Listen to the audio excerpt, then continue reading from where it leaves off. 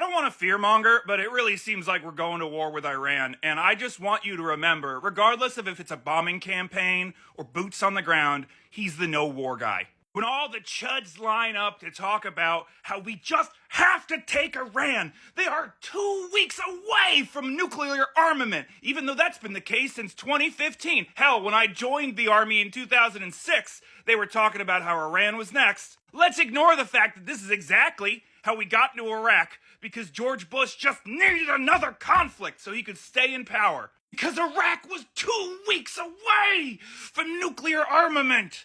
He's the no war guy. Just remember, even though during his first term he dropped more bombs out of planes than most of the other presidents and then changed the reporting around it so that people would stop criticizing him for it, even though he made a deal with the Taliban to end the war so he could throw it onto his political rival and then use it as ammunition to get back into power, even though he's the fucking guy that stopped the Iran deal.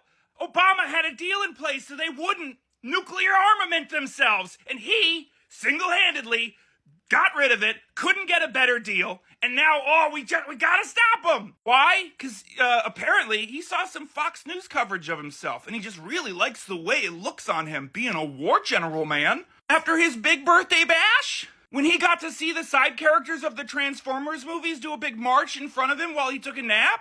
And I don't know what's going to happen, because they constantly change their stance on everything all the time and are lying through their teeth whenever they communicate to the public. But they did move a lot of military airplanes overseas, and he did leave the G7 summit early and apparently assembled his cabinet for all the good they're going to do. And he's been using Truth Social to communicate his feelings about this war he may or may not be about to start. He's the no war guy. He's the no war guy. Democrats are warmongers, even though George Bush started the last two major conflicts and was a, check notes, Republican. And even though the Iraq War was ended by a Democrat, and then the Afghanistan War, Trump made sure ended during a Democrat's reign, Biden and Kamala, they were warmongers. Remember? Oh my God, they're just going to send us into World War III. But not Trump. He's the no war guy.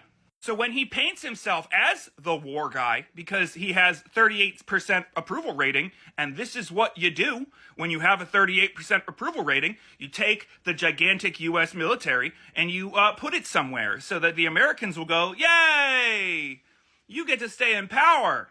Which is how we got 2 terms of George W. And while we're all waiting on the world to change, because that's apparently the best we could come up with for a protest song, remember, he's the anti-war guy. When this new crop of kids comes back with PTSD and the VA won't help them because they're Democrats or unmarried thanks to a new executive order of his, just remember, he's the anti-war guy.